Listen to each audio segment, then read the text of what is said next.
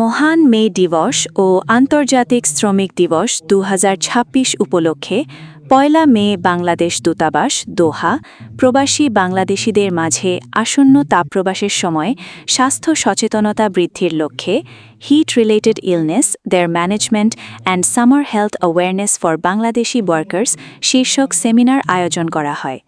কাতার থেকে মোশাররফ হোসেন জনির প্রতিবেদনে দেখুন বিস্তারিত। দূতাবাসে আয়োজিত এ সেমিনারে কাতারে নিযুক্ত বাংলাদেশের মান্যবর রাষ্ট্রদূত হজরত আলী খান সভাপতি করেন। দূতাবাসের প্রথম সচিব শ্রম মোহাম্মদ শোয়াইব আহমদের সঞ্চালনায় এ সেমিনারে কাতারে বসবাসরত বাংলাদেশি কমিউনিটির বিভিন্ন পর্যায়ের নেতৃবৃন্দ, সিআইপিগণ, ব্যবসায়ী প্রতিনিধি, রিক্রুটিং এজেন্ট, সাংবাদিকবৃন্দ, শ্রম অধিকার সংগঠনের নেতৃবৃন্দ, বিভিন্ন পেশার শ্রমিকগণ এবং দূতাবাসের কর্মকর্তা কর্মচারীগণ অংশগ্রহণ করেন। সেমিনারে কিনোট পেপার উপস্থাপন করেন doctor Masuk Uddin, senior consultant, physician ও associate professor clinical medicine, Hamad medical corporation, Doha, কাতার।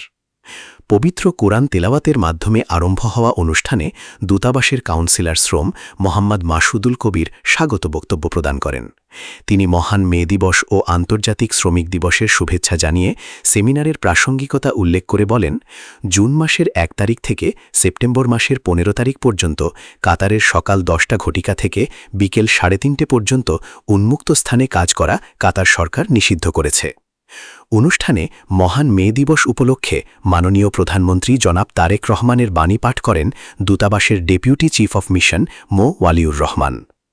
অতপর ডাক্তার মাসুক উদ্দিন তাপপ্রবাহে শারীরিক অসুস্থতার বিভিন্ন ধরন ও প্রতিকারে করণীয় সম্পর্কে কিনোট পেপার উপস্থাপন করেন।